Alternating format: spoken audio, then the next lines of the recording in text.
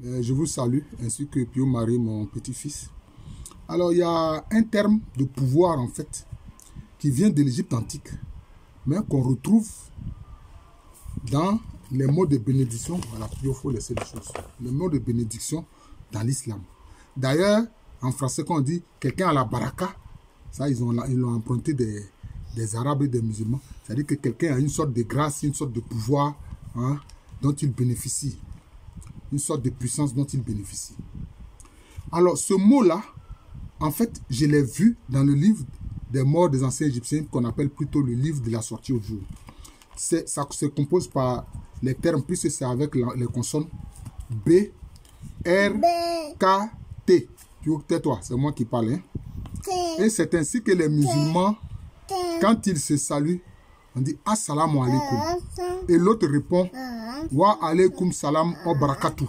Barakatuh là, c'est de ça que je vais parler. Pio, tais-toi. Hein?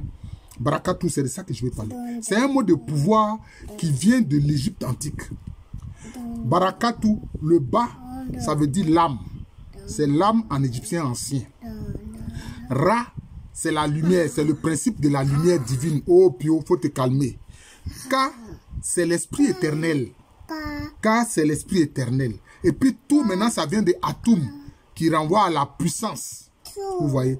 Donc, vous voyez que ce mot que les musulmans reprennent, hein, wa alaikum salam wa barakatuh, ça vient de l'Égypte antique. Ce sont des mots de pouvoir. Quelquefois, on le voit dans le livre de la sortie au jour, on voit une succession de consonnes. Les gens n'y comprennent rien. Mais s'ils renvoient ça, chaque syllabe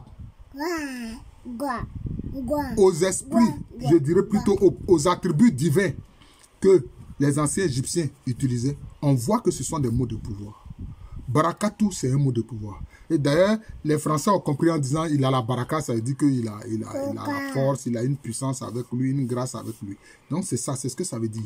Ça vient de l'Égypte antique. Ba, c'est l'âme. Ra, c'est la lumière divine. Ka, c'est l'esprit éternel. Tout ou atum, c'est la puissance. Voilà. Donc c'est ça. J'explique cela.